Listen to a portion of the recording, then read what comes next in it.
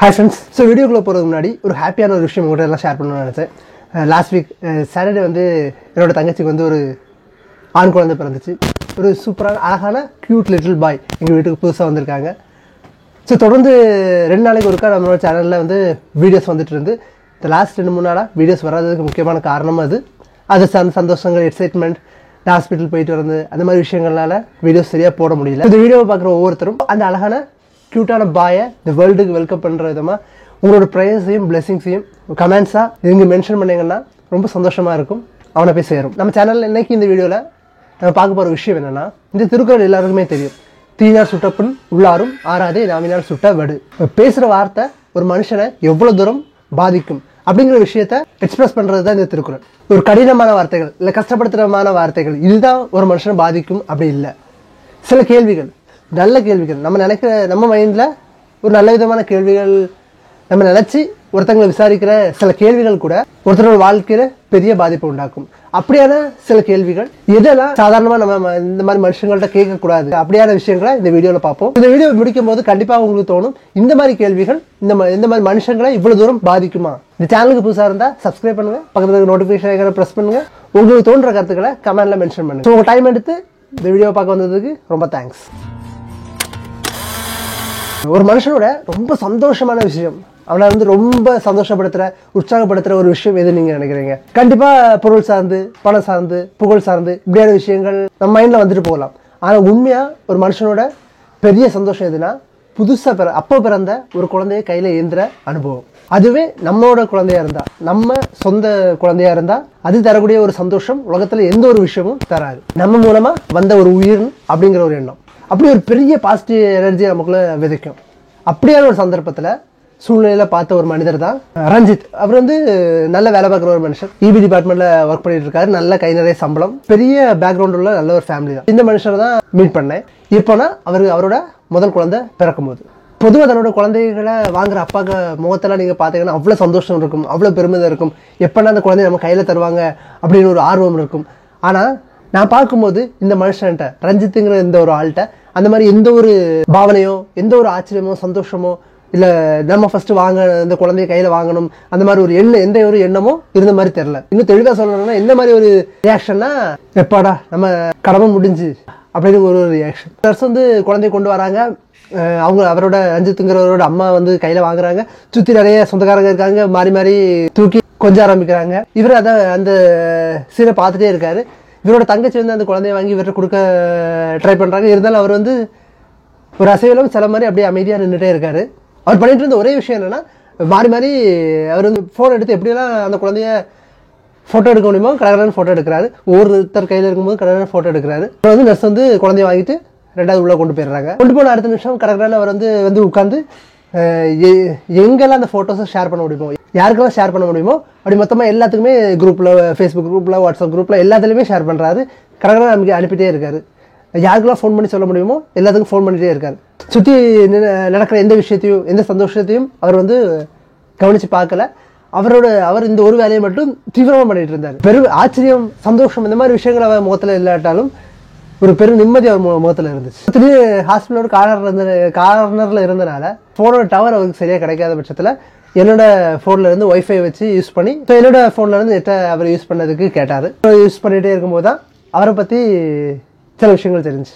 அவருக்கு 27 வயசில் கல்யாணம் ஆயிருக்கு. இப்போ அவருக்கு வந்து 35 வயசு. கிட்டத்தட்ட 8 வருஷம் குழந்தை இல்லை. இதுதான் அவரோட முதல் குழந்தை. எப்படி எவ்வளோ பெருசாக கல்யாணம் நடந்துச்சு, அதுக்கப்புறம் எவ்வளோ நாள் குழந்தைகள் இல்லை, அதுக்கான பண்ண முயற்சிகள் எல்லாத்தையும் பற்றி பேசிட்டு இருக்கும் போதே அவர் உடஞ்சி அழ ஆரம்பிச்சிட்டார். குழந்தை இல்லை அப்படிங்கிற விஷயம் அவரை பாதிச்சதை தாண்டி சுற்றி இருந்த மனுஷங்க அவரை பற்றி பேசினதும் அவரை பார்த்த விதம் தான் அவரை பெருசாக பாதிச்சு. அது வந்து அவர் பேசின வார்த்தைகளில் கிளியராக தெரிஞ்சிச்சு. ஒரு 7-8 வருஷம் கழிச்சு பிறந்த ஒரு குழந்தை, இப்படியான ஒரு நிகழ்வு, இப்படி ஒரு சம்பவம் நடக்கும்போது அவர் எவ்வளோ எக்ஸைட் ஆகணும், எவ்வளோ சந்தோஷப்படணும், இது துள்ளி கண்டிப்பாக குதிக்கணும். ஆனால் அப்படியே எந்த ஒரு நிகழ்வுமே நடக்கலை. இதுக்கெல்லாம் முக்கியமான காரணம் என்ன? அவர் இந்த இடத்துக்கு வர்றதுக்கு முன்னாடி அவர் சந்தித்த மனிதர்களும் அவருக்கு இந்த குறை சார்ந்து வச்ச கேள்விகளும் தான். ஜெனரலாக பார்க்கும்போது இப்போ உங்கள் வீட்டு பக்கத்துலையோ இல்லை உங்கள் சார்ந்த யாரோ ஒரு ஆளுக்கு குழந்தை இல்லை, கல்யாணம் ஆகி ரொம்ப வருஷம் ஆச்சு. நீங்கள் நம்ம நோட் பண்ணி பார்த்தோன்னா, இப்போ சிந்திச்சு பார்த்தீங்களா, அப்படி யாராவது உங்கள் சார்ந்து இருந்தாங்கன்னா அவங்ககிட்ட அதிகமாக பேசப்படுற விஷயமும் இல்லை கேட்கப்படுற கேள்விகளும் அது சார்ந்தே இருக்கும். ஹாய் ஹலோ அப்படி ஆரம்பிக்கிற ஒரு கான்வர்சேஷன் சட்டுன்னு அவங்க குறை சார்ந்து அவங்க பிரச்சனைகள் சார்ந்து அந்த ட்ராக்ல போகிறத நம்ம கண்டிப்பாக நோட்டீஸ் பண்ணியிருப்போம், யாராக இருந்தாலும் சரி. ஸோ இந்த ஒரு பிரச்சனைன்னு இல்லை, இங்கே ஒரு குழந்தையா பிறந்து வளர ஆரம்பிக்கும் போது இந்த சொசைட்டியாக நம்ம சில ஸ்டாண்டர்ட்ஸ் வச்சுருக்கோம். இந்த வயசில் இதெல்லாம் பண்ணியிருக்கணும், இந்த வயசில் இதெல்லாம் பண்ணியிருக்கணும் அப்படிங்கிற சில லெவல்ஸ் இருக்குது. இப்போ ஒரு ஸ்கூல் பையன் ஒரு ஒரு 10 வயசு 15 வயசு பையனை பார்க்கும்போது கண்டிப்பாக உன்னோட மார்க்ஸ் என்ன, எப்படி படிக்கிற, இந்த மாதிரி கொஸ்டின்ஸ் தான் வரும். இந்த படிப்பு முடிஞ்சு அந்த காலகட்டத்தில் போகும்போது கண்டிப்பாக எல்லாருக்கும் மேலே கேட்கப்படுற பொதுவான கேள்வி எதுவாக இருக்குன்னா, உங்கள் வேலை இப்படி, என்ன வேலை பார்க்குற, இன்னும் வேலை கிடைக்கலையா, இந்த மாதிரி கொஸ்டின்ஸ் தான் அவங்க மேலே வைக்கப்படும்.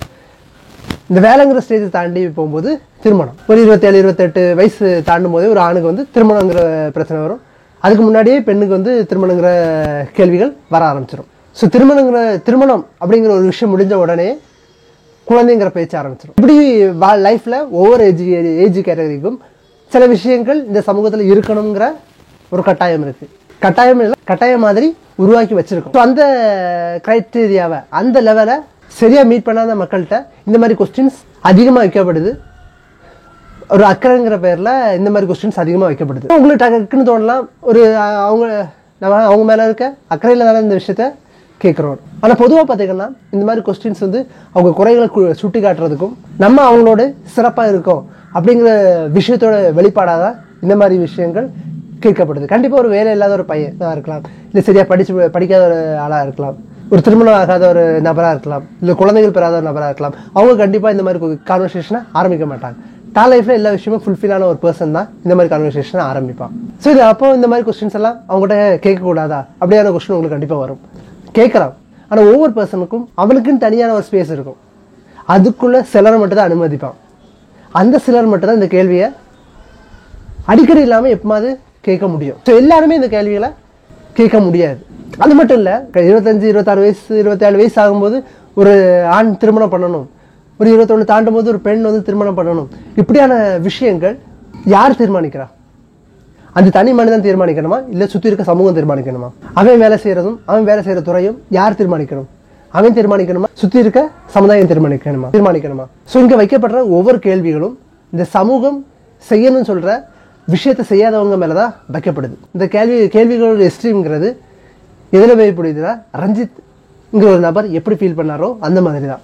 7-8 வருஷம் கழிச்சு ஒரு குழந்தை பிறந்திருக்கு, அந்த மொமெண்ட் அவரை அனுபவிக்க முடியாமல் எப்படியாவது தன் குழந்தை பிறந்துங்கிற விஷயத்த யாரெல்லாம் அவர்கிட்ட தப்பாக பேசுனாங்களோ, இந்த சமூகம் அவரை பற்றின நெகட்டிவான கமெண்ட்ஸ் பாஸ் பண்ணிட்டு இருந்தோம், அவங்க எல்லாத்தையும் கொண்டு சேர்க்கணும்னு நினைக்கிறாரு.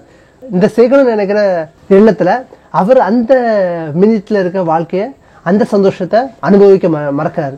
இப்படி தான் நிறைய பேருக்கு நம்ம சூழ்நிலையை உருவாக்கி வைக்கிறோம், தெரிஞ்சோ தெரியாமலோ நம்ம அக்கறைங்கிற பேரில் கேட்குற சில கேள்விகள்னால மனிதனோட பெரும் சந்தோஷத்தை நம்ம தெரிஞ்சோ தெரியாமலோ அழிக்கிறோம். உண்மையாகவே நம்மளுக்கு அந்த அந்த நபர்கள் மேலே, உங்களை சார்ந்த நபர்கள் மேலே அக்கறை இருந்தால் இந்த மாதிரி கேள்விகள், ஏன்னா கண்டிப்பாக வந்து நம்ம அந்த நபர் சார்ந்த அவங்க வாழ்க்கை நமக்கு ஓரளவுக்கு தெரியும், அவங்களுக்கு இது இந்த பிரச்சனைகள் இருக்குன்னு.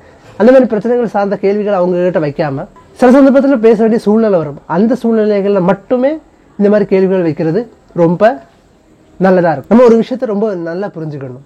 ஒரு குழந்தைக்கு வந்து, ஒரு பையனுக்கு வந்து படிக்க முடியல, உனக்கு படிப்பு சரியாக வரல, இல்லை அதை படிக்கிற மாதிரியான சூழ்நிலை அவனுக்கு அமையலை, அப்போ அவனை குற்றம் சாட்டுறது. ஒரு பெண்ணுங்கிறது, ஒரு பெண் குழந்தைங்கிறது ஒரு வயசு கடந்தவனை கண்டிப்பாக திருமணம் பண்ணி கொடுத்துடணும் அப்படியார ஒரு எண்ணம்.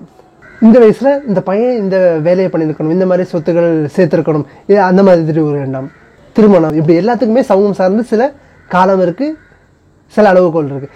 இந்த விஷயங்கள் சரி அவங்க வாழ்க்கையில் நடக்காத போது நம்ம என்ன பண்ணுறோம், நமக்கு அந்த விஷயங்கள்லாம் இருக்கிற பட்சத்தில் அதை அவங்கள்ட்ட ஷோ பண்ணுறோம். அது சம்மந்தமான கேள்விகள் அவங்கக்கிட்ட வச்சுட்டே இருக்கும். இது பண்ணு, அப்படி பண்ணு, அது பண்ணு. ஒரு குழந்தை பிறந்து வளரும்போது அதுக்கான பயணத்தை தொடங்கும்.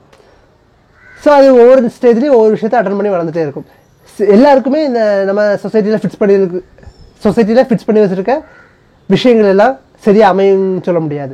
சிலருக்கு அது விஷயங்கள் சரியாக அமையாமல் போகலாம்.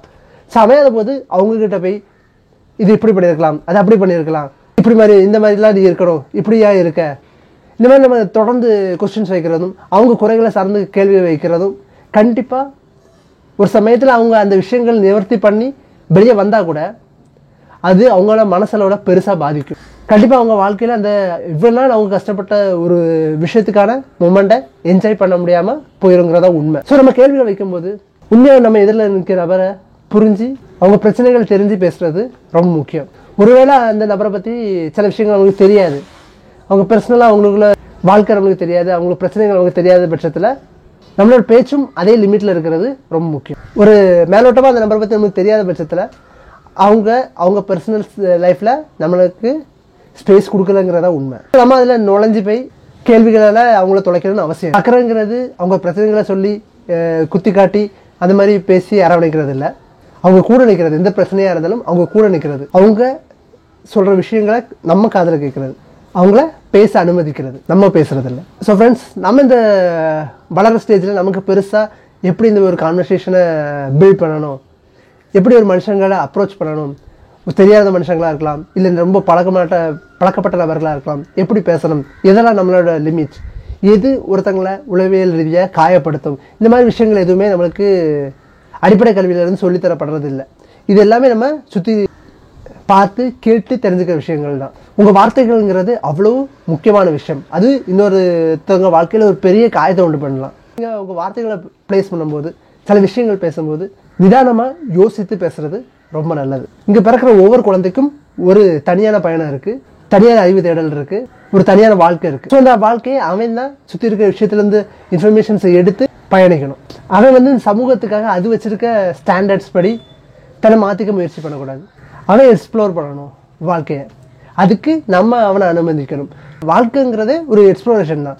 நாமும் சரி இப்படி சுற்றி இருக்க மனுஷங்க இப்படிலாம் இருக்கணும்னு சொல்லியிருக்க விஷயத்துக்குள்ளே அடங்காமல் நம்மளோட வாழ்க்கையை எக்ஸ்ப்ளோர் பண்ணுறதும் ரொம்ப முக்கியமான விஷயம். தேங்க்யூ. ஸோ இந்த வீடியோ பிடிச்சிருந்தா லைக் பண்ணுங்கள், ஷேர் பண்ணுங்கள், உங்களுக்கு தோன்ற விஷயத்த கமெண்ட்டில் மென்ஷன் பண்ணுங்கள். மறக்காமல் சப்ஸ்கிரைப் பண்ணுங்கள், பக்கத்தில் நோட்டிஃபிகேஷன் ஐக்கானை ப்ரெஸ் பண்ணுங்கள். ஸோ அடுத்த வீடியோவில் சந்திப்போம். இந்த வீடியோ பார்த்ததுக்கு ரொம்ப தேங்க்ஸ்.